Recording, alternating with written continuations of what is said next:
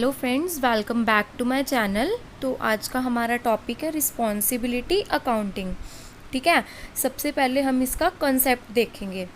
इसमें क्या होता है कि ये एक ऐसा टूल होता है जिससे कि ना ऑर्गेनाइजेशन के हर डिवीज़न की परफॉर्मेंस को मेज़र किया जाता है बजाय कि पूरी ऑर्गेनाइजेशन के।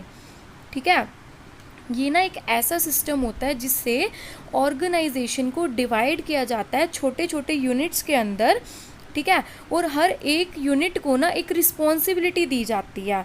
ठीक है, इन यूनिट्स को क्या बोल सकते हैं? डिवीज़न, डिपार्टमेंट, ब्रांच या फिर और कुछ। ठीक है, हर एक डिपार्टमेंट के अंदर एक इंडिविजुअल होता है जो कि उस डिपार्टमेंट के हर टास्क और फंक्शन के लिए रिस्पॉन्सिबल होता है, और वो कौन होता है? मैनेजर। अलग अलग डिपार्टमेंट के ना अलग अलग मैनेजर होते हैं, और जो मैनेजर होता है ना उसे इस चीज़ का ध्यान रखना होता है कि उसके डिपार्टमेंट के जो लोग हैं वो गोल को अचीव करने के लिए सही तरीके से काम कर रहे हैं या नहीं कर रहे। ठीक है, प्रॉपर अथॉरिटी दी जाती है उन पर्सन्स को जो कि परफॉर्मेंस को पूरा करने के लिए रेडी हैं और एबल हैं उनको पूरा करने के लिए। ठीक है, इन केस अगर परफॉर्मेंस जो है स्टैंडर्ड के अकॉर्डिंग नहीं होती तो जिस पर्सन को काम असाइन किया गया था, जिसे ड्यूटी दी गई थी, वो पर्सनली रिस्पॉन्सिबल होगा उस काम के लिए। रिस्पॉन्सिबिलिटी अकाउंटिंग का मेन फोकस लोगों के ऊपर होता है, मतलब मैन के ऊपर होता है, सिस्टम के ऊपर नहीं होता। ठीक है, ये क्या करती है? कलेक्ट करती है इन्फॉर्मेशन को, अकाउंटिंग इन्फॉर्मेशन को, चाहे वो प्लान्ड हो या फिर एक्चुअल हो, और किसके लिए? इनपुट या आउटपुट रिस्पॉन्सिबिलिटी सेंटर के। ठीक है, रिस्पॉन्सिबिलिटी अकाउंटिंग जो है उसको डिज़ाइन किया गया है ताकि जो ऑर्गेनाइजेशन का एग्जिस्टिंग स्ट्रक्चर है वो उसको सूट करे। यहाँ पे ना रिस्पॉन्सिबिलिटी को ना अथॉरिटी से कंबाइन किया गया है। एक ऑर्गेनाइजेशन के अगर रिस्पॉन्सिबिलिटी और अथॉरिटी के क्लियर असाइनमेंट होंगे तो वो सक्सेसफुल फंक्शन कर सकेगी। रिस्पॉन्सिबिलिटी अकाउंटिंग एक ऐसा टूल है जो कि मैनेजरियल अकाउंटेंट यूज़ करते हैं लोगों की और डिपार्टमेंट की परफॉर्मेंस को मेज़र करने के लिए, ताकि वो ये देख सके कि जो टॉप मैनेजमेंट ने गोल सेट किया है उसे अचीव किया जा रहा है या नहीं। ठीक है, रिस्पॉन्सिबिलिटी अकाउंटिंग क्या रिप्रेजेंट करता है? ये एक ऐसा मेथड है जिससे कि हर एक डिपार्टमेंट की परफॉर्मेंस को मेज़र किया जाता है। इसका मेन ऑब्जेक्टिव होता है इस अप्रोच का कि हर एक पर्सन को उसकी एबिलिटी के अकॉर्डिंग काम देना, और ऐसा काम देना जो वो पूरे अच्छे तरीके से कर सके और उस काम का उसे एक्सपीरियंस भी हो। ठीक है, देन डेफिनेशन। रिस्पॉन्सिबिलिटी अकाउंटिंग एक ऐसी मैनेजमेंट अकाउंटिंग है जो कि कलेक्ट करती है और रिपोर्ट करती है प्लान या फिर एक्चुअल अकाउंटिंग इंफॉर्मेशन को रिस्पॉन्सिबिलिटी सेंटर्स की। Then advantage, significance and importance of responsibility accounting. First is assigning of responsibility, मतलब कि रिस्पॉन्सिबिलिटी देना।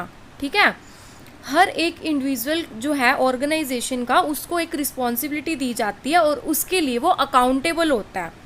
ठीक है, हर एक पर्सन को पता है कि उससे क्या एक्सपेक्ट किया जा रहा है, और रिस्पॉन्सिबिलिटी को ना ईजिली आइडेंटिफाई किया जाता है और उसमें सेटिस्फैक्ट्री और अनसेटिस्फैक्ट्री परफॉर्मेंस को भी चेक किया जाता है हर एक पर्सन की।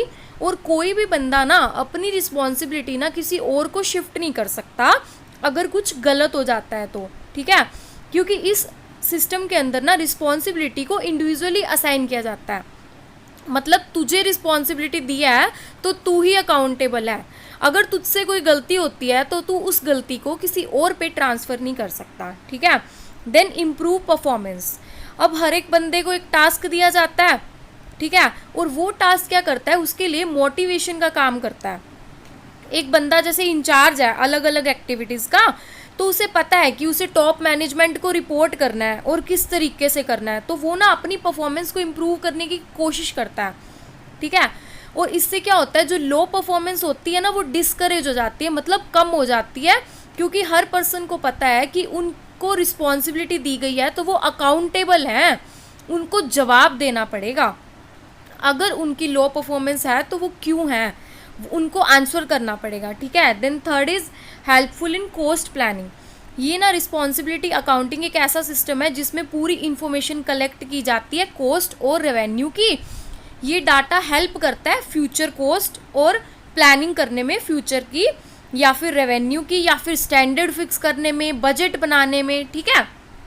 Then fourth is delegation and control. इस सिस्टम में ना मैनेजमेंट जो है अथॉरिटी दे देती है पूरा कंट्रोल करने की बजाय, ठीक है। और अथॉरिटी किसके अकॉर्डिंग दी जाती है? काम की रिक्वायरमेंट के अकॉर्डिंग। और दूसरी तरफ देखा जाए तो जो रिस्पॉन्सिबिलिटी है ना अलग अलग पर्सन की फिक्स की जाती है, जो कि उनके काम को कंट्रोल करने में हेल्प करती है। जो मेन कंट्रोल होता है वो हमेशा टॉप मैनेजमेंट के हाथ में ही रहता है, क्योंकि हर एक कॉस्ट सेंटर की जो परफॉर्मेंस है ना वो रेगुलरली रिपोर्ट की जाती है टॉप मैनेजमेंट को, और उसके अकॉर्डिंग ही जो मैनेजमेंट है वो अथॉरिटी डेलीगेट करती है और सेम टाइम पे कंट्रोल भी करती है, ठीक है। Then fifth is helpful in decision making, ठीक है। इसमें क्या होता है, रिस्पॉन्सिबिलिटी अकाउंटिंग ना सिर्फ एक कंट्रोल डिवाइस नहीं है बल्कि ये डिसीजन लेने में भी हेल्प करता है। अब हमने ऊपर पढ़ा ही था कि ये इन्फॉर्मेशन कलेक्ट करता है, जो इन्फॉर्मेशन मैनेजमेंट के लिए हेल्पफुल होती है वो फ्यूचर में एक्शन लेने के लिए, ठीक है। तो ये क्या करता है, मैनेजमेंट की हेल्प करता है फ्यूचर टारगेट को सेट करने में और डिसीजन लेने में। तो ये जो सिस्टम है ना ये मैनेजमेंट को इंपॉर्टेंट डिसीजन लेने में हेल्प करता है। Then six is cost control. Responsibility accounting का मेन फोकस होता है कॉस्ट को कंट्रोल करना, ठीक है। और ये ना मैनेजमेंट को मोटिवेट करता है ताकि वो इफेक्टिवली कॉस्ट को कंट्रोल कर सके। Then seventh is basis of appraisal of manager. Responsibility accounting ना एक बेस प्रोवाइड करता है मैनेजर को कि किसको सक्सेसफुल करना है, कौन फेलियर है, किसका प्रमोशन करना है, किसका डिमोशन करना है, ये सब, ठीक है। ये एक आइडिया दे देता है मैनेजर को। Then last is awareness among supervisory staff. ये क्या करता है, इंटरेस्ट और अवेयरनेस इंक्रीज कर देता है सुपरवाइजरी स्टाफ के अंदर, क्योंकि उनको ना हर एक डेविएशन को एक्सप्लेन करना पड़ता है। मान ले तेरे से कोई गलती हुई है तो वो हुई कैसे, तुझे उस पर पूरा लेक्चर देना पड़ेगा उनको।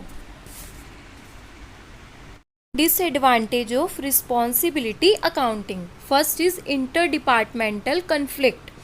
इस सिस्टम में क्या होता है, हर एक डिपार्टमेंट का जो मैनेजर होता है ना वो सिर्फ अपने डिपार्टमेंट की परफॉर्मेंस को ही स्पेशल अटेंशन पे करता है, जिससे कि क्या होता है कभी कभी कन्फ्लिक्ट हो जाता है, कंपटीशन हो जाता है अलग अलग डिपार्टमेंट में या अलग अलग इंडिविजुअल में, ठीक है।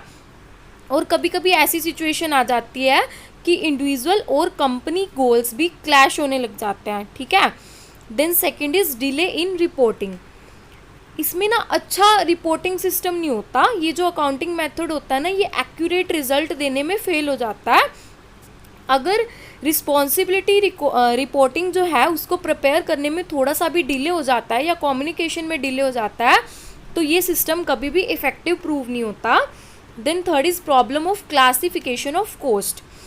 हमारे लिए ना ये ज़रूरी है कि कॉस्ट को कंट्रोलेबल और अनकंट्रोलेबल में डिवाइड करें रिस्पॉन्सिबिलिटी अकाउंटिंग की इफ़ेक्टिवनेस के पॉइंट ऑफ व्यू से। और ये जो अकाउंटिंग सिस्टम है ना ये सिर्फ कंट्रोलेबल कॉस्ट से ही वर्क करता है और अनकंट्रोलेबल कॉस्ट के लिए कुछ भी नहीं करता, ठीक है। देन फोर्थ इज अगर एक कंपनी जो है गोल्स को प्रॉपरली कम्युनिकेट नहीं कर पा रही, रिस्पॉन्सिबिलिटी नहीं दे पा रही लोगों को प्रॉपरली, तो ये जो सिस्टम है वो एक्यूरेट रिजल्ट देने से फेल हो जाएगा, ठीक है। देन लास्ट इज इस सिस्टम में ना बहुत ज़्यादा स्किलफुल मैनेजर्स की ज़रूरत पड़ती है जिससे कि कंपनी की कॉस्ट इंक्रीज हो जाती है। देन स्टेप या फिर process of responsibility accounting. First is division into responsibility centre. इसमें क्या होता है, ऑर्गेनाइजेशन को ना रिस्पॉन्सिबिलिटी सेंटर्स में डिवाइड किया जाता है और हर एक सेंटर को एक रिस्पॉन्सिबल मैनेजर के अंडर रखा जाता है जो कि उस डिपार्टमेंट की सारी परफॉर्मेंस के लिए रिस्पॉन्सिबल होता है, ठीक है। Then second is determination of target. Budget और टारगेट सेट किया जाता है रिस्पॉन्सिबिलिटी सेंटर का और ये रिस्पॉन्सिबिलिटी सेंटर के मैनेजर को कंसल्ट करके उसका बजट सेट होता है ताकि वो नेसेसरी फैक्ट और फिगर जो भी नेसेसरी इन्फॉर्मेशन चाहिए डिपार्टमेंट की वो दे सके और ये ज़रूरी है कि जो टारगेट है रिस्पॉन्सिबिलिटी सेंटर के उसको प्रॉपरली कम्युनिकेट किया जाए, क्योंकि जब तक लोगों को पता ही नहीं होगा कि टारगेट क्या है तब तक वो पूरा कैसे करेंगे। Then third is recording and appraisal of performance. जो एक्चुअल परफॉर्मेंस है ना हर एक रिस्पॉन्सिबिलिटी सेंटर की, उसको रिकॉर्ड किया जाए और मैनेजर को कम्युनिकेट किया जाए, ताकि जो एक्चुअल परफॉर्मेंस है उसको कंपेयर किया जा सके बजट के साथ या जो भी हमने स्टैंडर्ड बनाया है उनके साथ। इस स्टेप में क्या होता है, इवैल्यूएट किया जाता है परफॉर्मेंस को सेंटर्स की, ठीक है। Then fourth is communication of poor performance. अब हमने एक्चुअल परफॉर्मेंस को ना स्टैंडर्ड से कंपेयर किया तो हमें ये पता लगा कि एक्चुअल परफॉर्मेंस जो है स्टैंडर्ड से कम है, ठीक है। हमने उसमें गलतियां निकाली, वेरिएंसेस निकाले, उसे टॉप मैनेजमेंट को कम्युनिकेट किया और उन बंदों के नाम दिए जो कि रिस्पॉन्सिबल हैं परफॉर्मेंस के लिए, ठीक है, ताकि रिस्पॉन्सिबिलिटी को फिक्स किया जा सके। Then fifth is corrective action. अब करेक्टिव एक्शन तो हमें हर एक प्रोसेस में लेना ही पड़ता है, ठीक है। अब हम क्या करेंगे कि टाइम पे करेक्टिव एक्शन लेंगे ताकि जो हमारा काम है उसे फ्यूचर में सफ़र ना करना पड़े, और इन्फॉर्मेशन जो है मेजर्स की वो सभी रिस्पॉन्सिबिलिटी सेंटर्स को दे दी जाएगी।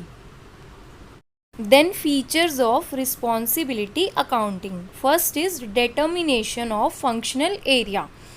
इसमें वो बोलता है कि जो रिस्पॉन्सिबिलिटी अकाउंटिंग है ना उसमें एक ऑर्गेनाइजेशन चार्ट बनाया जाता है जिसमें हर एक मैनेजर का फंक्शनल एरिया जहाँ पे उसे काम करना है वो एक्सप्लेन किया जाता है, ताकि कौन सा मैनेजर कौन सी परफॉर्मेंस के लिए रिस्पॉन्सिबल है इसका पता लगाया जा सके, ठीक है। Then second is classification of cost on the basis of cost centre. मतलब जो भी कोस्ट है वो हर एक कोस्ट सेंटर के बेसिस पे क्लासीफाई की जाएगी और सिर्फ वही कोस्ट कंसीडर की जाएगी रिस्पॉन्सिबिलिटी सेंटर में जिस पे मैनेजर का कंट्रोल होगा, ठीक है। Then third is separate collection of non controllable cost. पहली बात तो ये कि नॉन कंट्रोलेबल कोस्ट होती नहीं है रिस्पॉन्सिबिलिटी अकाउंटिंग में, क्योंकि हर एक कोस्ट कोई ना कोई मैनेजर कंट्रोल कर ही लेता है, ठीक है। पर फिर भी अगर कोई नॉन कंट्रोलेबल कोस्ट होती है किसी पर्टिकुलर कोस्ट सेंटर पे तो उस कोस्ट को सेपरेटली रखा जाएगा। Then fourth is proper classification of controllable cost. जो कंट्रोलेबल कोस्ट है ना हर एक सेंटर की उसको इस तरीके से क्लासिफाई किया जाएगा ताकि वो रिस्पॉन्सिबिलिटी के पॉइंट ऑफ व्यू से एक सूटेबल बेस प्रोवाइड करे जिससे कि रिस्पॉन्सिबिलिटी को एनालाइज किया जा सके। Then fifth is reporting of work performance. अब रिस्पॉन्सिबिलिटी अकाउंटिंग के अंडर क्या होता है, हर एक एग्जीक्यूटिव जो होता है रिस्पॉन्सिबिलिटी सेंटर का वो कंपैरिजन करता है एक्चुअल परफॉर्मेंस में और रिजल्ट में जो उसने गोल वगैरह सेट किए होते हैं, ठीक है, जिससे कि वो एक रिपोर्ट रेडी करता है और प्रेजेंट करता है टॉप मैनेजमेंट को, जिससे उसकी सक्सेस और फेलियर का पता लगाया जा सकता है। देन और next topic is responsibility centre. एक रिस्पॉन्सिबिलिटी सेंटर ना ऑर्गेनाइजेशन का सब यूनिट होता है जो कि मैनेजर के कंट्रोल के अंडर होता है और उसकी हर एक एक्टिविटी के लिए मैनेजर ही रिस्पॉन्सिबल होता है, और वो रिस्पॉन्सिबिलिटी किसी भी फॉर्म में हो सकती है जैसे कि प्रोडक्शन, रिसोर्सेज का यूटिलाइज करना या फिर कुछ और।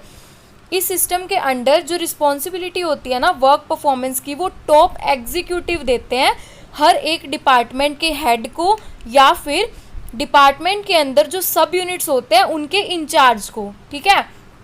देन डेफिनेशन, जो रिस्पॉन्सिबिलिटी सेंटर होता है ना वो ऑर्गेनाइजेशन की एक ऐसी यूनिट होती है जो कि मैनेजर को असाइन की जाती है और उसकी हर एक एक्टिविटी, ऑपरेशन या रिसोर्सेज के लिए मैनेजर को ही रिस्पॉन्सिबल माना जाता है।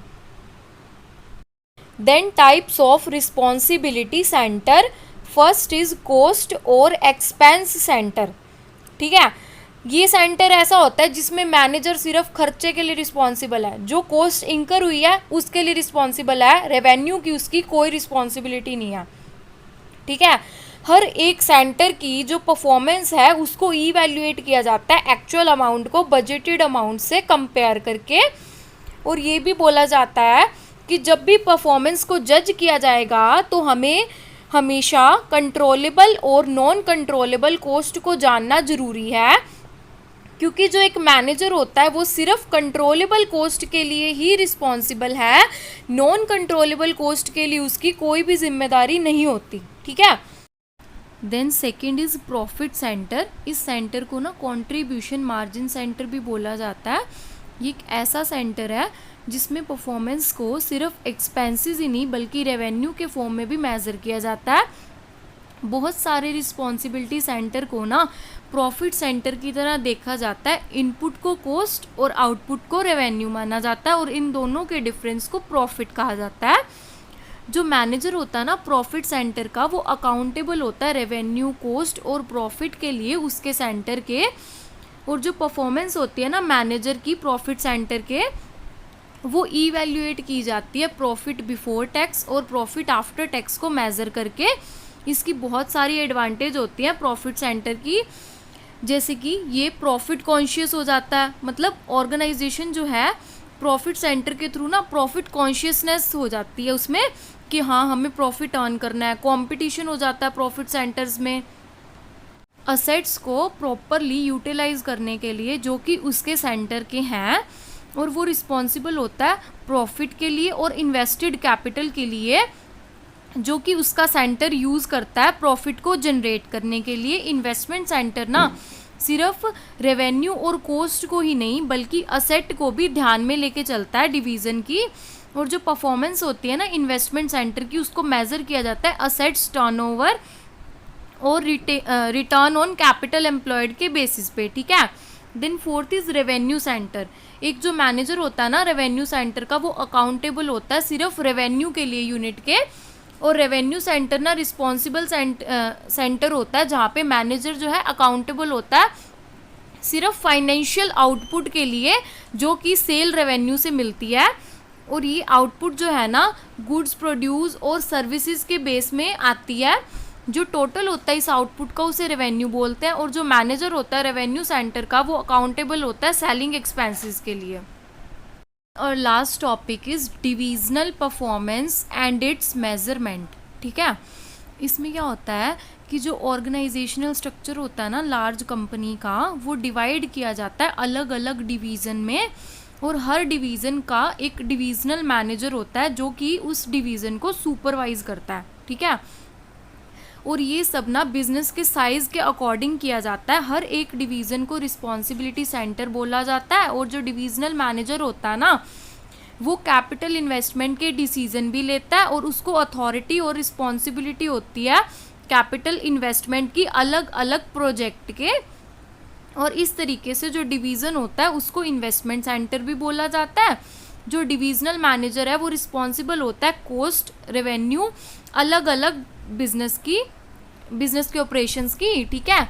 तो ये भी बोला जाता है कि जो डिवीज़न है वो एक सेपरेट डिपार्टमेंट की तरह काम करता है, जैसे कि कॉस्ट सेंटर, रेवेन्यू सेंटर और प्रॉफिट सेंटर। हर एक डिवीज़न का अलग डिपार्टमेंट होता है, जैसे production, purchase, marketing, selling, finance etcetera, ठीक है।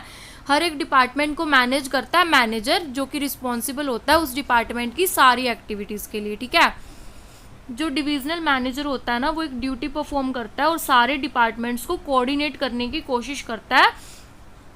और इसकी मेरिट्स ये हैं कि ये क्विक डिसीजन लेता है जिससे कि डिले अवॉइड हो जाते हैं, और डिविजनल मैनेजर मोटिवेट करता है और जॉब सेटिस्फेक्शन को इम्प्रूव करता है और सेल्फ फुलफिलमेंट को इम्प्रूव करता है, और टॉप मैनेजमेंट को फ्री कर देता है डे टू डे ऑपरेशंस में इन्वॉल्व होने से, ठीक है।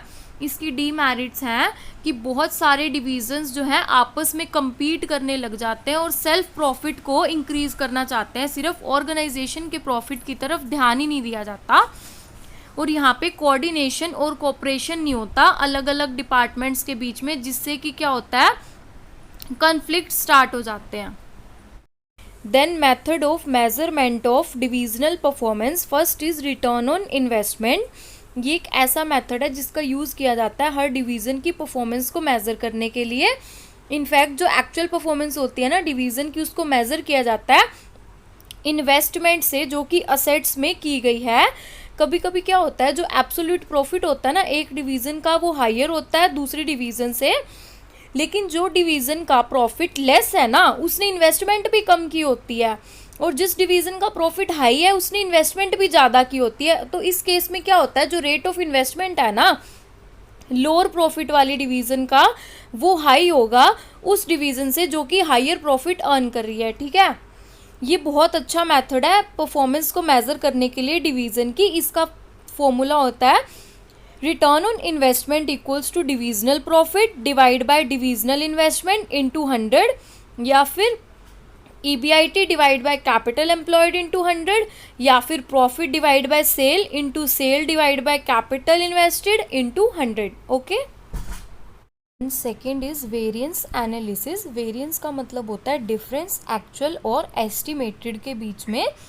एक्चुअल परफॉर्मेंस को कंपेयर किया जाता है स्टैंडर्ड या फिर बजटेड परफॉर्मेंस से, और जो भी वेरिएंस होते हैं उन दोनों के बीच में उनको एनालाइज किया जाता है ताकि रीज़न पता चल सके और उसके लिए हम करेक्टिव एक्शंस ले सकें। ठीक है, जो वेरिएंस होता है ना वो फेवरेबल भी हो सकता है और अनफेवरेबल भी हो सकता है। जो वेरिएंस है वो क्लैरिफाई करता है हर एक रिस्पॉन्सिबिलिटी सेंटर की परफॉर्मेंस को, और ये हर एक रिस्पॉन्सिबिलिटी सेंटर और कोस्ट सेंटर के लिए कैलकुलेट किया जाता है ताकि उनकी परफॉर्मेंस को मेज़र किया जा सके। फेवरेबल वेरिएंस जो है ना रिस्पॉन्सिबिलिटी सेंटर के गोल को अचीव करने के बाद इंडिकेट होता है, और जो अनफेवरेबल वेरिएंस है वो क्या इंडिकेट करता है कि जो रिस्पॉन्सिबिलिटी सेंटर है उसने अपने गोल को अचीव नहीं किया है। ठीक है, then third is residual income. Residual income का मतलब होता है डिफरेंस नेट प्रॉफिट और कॉस्ट ऑफ कैपिटल के बीच में। इसको इकोनॉमिक वैल्यू मेथड भी बोलते हैं फाइनेंशियल मेजर्स का। ये एक बहुत पॉपुलर मेथड है जिसको इन्वेस्टमेंट डिटरमाइन करने के लिए, जो भी इन्वेस्टमेंट शेयर होल्डर की वेल्थ को कंट्रीब्यूट करती है उसको डिटरमाइन करने के लिए यूज़ किया जाता है। इसका मतलब होता है जो भी minimum rate of return generate हुआ है उससे इनकम कितनी ज़्यादा है। ठीक है, इसको निकालने का फॉर्मूला है residual income equals to divisional profit minus cost of capital, या फिर divisional profit minus divisional investment into rate of interest. ठीक है, then fourth is profit. Profit भी ना एक क्राइटेरिया होता है जिसका यूज़ किया जाता है हर एक डिवीज़न की परफॉर्मेंस को मेज़र करने के लिए। इसका डायरेक्ट रिलेशनशिप होता है एक पर्टिकुलर डिवीज़न की परफॉर्मेंस से। जितना ज़्यादा प्रॉफिट होगा उतना ज़्यादा बेटर परफॉर्मेंस होगी, जितना कम प्रॉफिट होगा उतनी कम परफॉर्मेंस होगी। ठीक है, जो प्रॉफिट मेजरमेंट है ना वो एक बहुत ज़्यादा रिलायबल मेथड है परफॉर्मेंस को मेज़र करने का, क्योंकि जो कुछ पार्ट होता है ना फिक्स्ड ओवरहेड का वो भी प्रॉफिट के अंदर इंक्लूड होता है। तो प्रॉफिट जो है बहुत ज़्यादा रिलायबल बेसिस नहीं है डिविजनल परफॉर्मेंस को मेज़र करने के लिए। ठीक है,